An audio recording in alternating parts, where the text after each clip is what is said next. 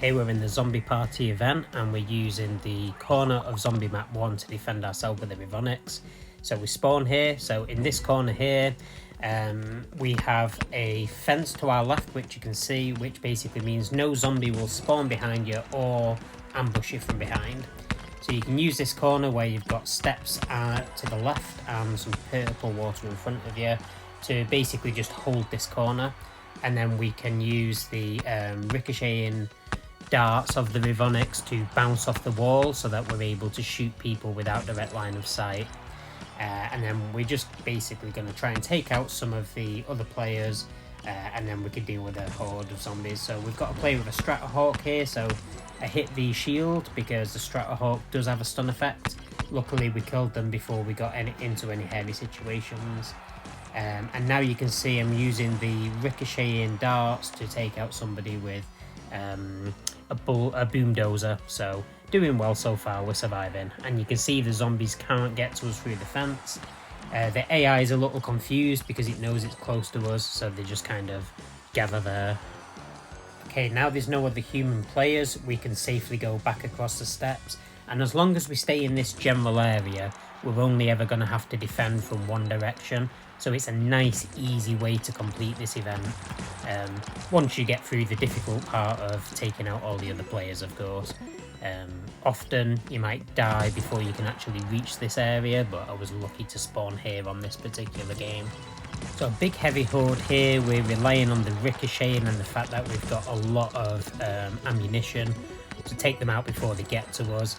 If it gets really hairy, we've got the shield, or we can also retreat over the steps back into that corner just to give ourselves a little bit of breathing room. But really we want to pick up these pumpkins because it sends your damage through the roof.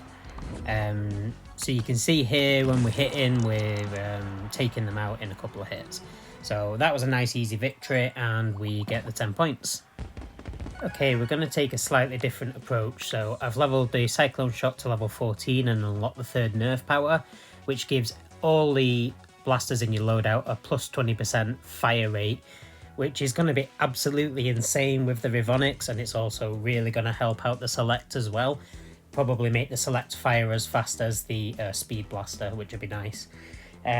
So let's give this a look and see how we get on. The increased rate of fire will have a direct impact on our healing ability with the Revonix, whereas damage increases do not. So I'm hoping that our survivability gets better. We are in the zombie house, which is quite a difficult map, but also a very fun one. So we're just going to start off and see if we can pick up a couple of pumpkins. Okay, you can already see like how much faster that rate of fire is. Like that is really over the top and overpowered. So we found a way to make this broken blaster even more insane, which I didn't think there'd be a way to do that, but here we are. So let's see how we get on. At the end of the video, I'll do a clip side-by-side comparison showing the rate of fire before and after adding the level 14 cycloneshock in. So this player seems to be stuck on the scenery or something, so just need to be careful, try and take them out. Should be careful really when you spend too much in one area like that. You can get ambushed very quickly by the zombies. Like it's either having your back to the wall or staying moving is really important in this mode. So that wasn't the smartest play by me, but I did survive. And so far really not struggled to take anybody out really. Picking up the pumpkins definitely helps because it increases the damage, so we're going to take out the zombies quicker, and you can see we're dropping them very fast. Okay, so I accidentally get tagged there. That was by a player using the ghoul grinder, so forced to come back in with a select fire. So you can see again, look at the rate of fire there. I get taken out very, very quickly because I've got nowhere to run, but that is a really nice rate of fire.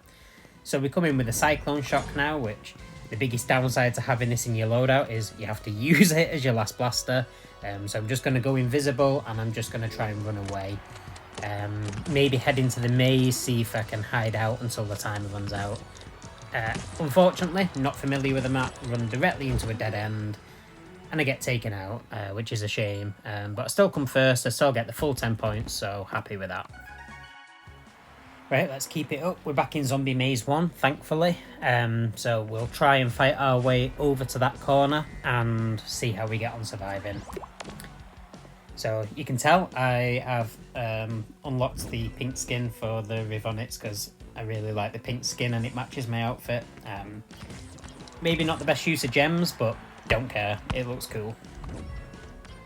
Okay, so we get stunned there, unfortunately, but fortunately for us, the zombies managed to take out the player with the Stratohawk before we die. That was very perilous. We would most likely have gotten killed there. And then we're taken out by... I can't remember what that is, what that particular blaster is, but it's like a mega strife, essentially. Okay, so I've come back in with a cycloneshock, and we're just going to see if we can make our way to the corner. Experiencing quite a bit of lag in this game, as you can see by the little symbol in the top, but I do make it over to my corner. Unfortunately, only 6 darts in this chamber. It might be quite hard to survive a significant horde, although hopefully the invisibility will help with that. Okay, so I've had to go invisible there, and a different player has gone and taken that corner. They're using the other, I think it's called the Nitro, that blaster. So that has ricocheting darts just like the Revonix does. Perfect for hiding in that corner. So let's see if we can take them out with the select, although we're going to have to be careful. We're going to be surrounded by zombies. This is the first time I've seen another player take this same strategy approach that I do. Maybe they watch my videos, who knows? Although realistically, I think if you're familiar with this map, you'll fairly quickly learn that that is the place to defend. So at least we know we're coming up against a real player and not a bot. So fortunately for us, they just run straight into the water and take themselves out. So now all we need to do is try and survive. And that rate of fire just coming in absolutely clutch there. So the cycloneshock plus 20% rate of fire just allowing us to take out a massive line of zombies. And we gain the victory. Yeah, can't complain. Okay, rate of fire without the cycloneshock. Nice. Let's see what it looks like with the cycloneshock. Look, just noticeably faster. It's firing more like the select does than the Revonix. Okay, that's it for today. Thank you very much for watching. I am still working on my counters to the Revonix video, but I'm having difficulty with storage and just some time pressures. But I am still working on that. I hope for it to be out in the next couple of weeks. Thank you and see you soon.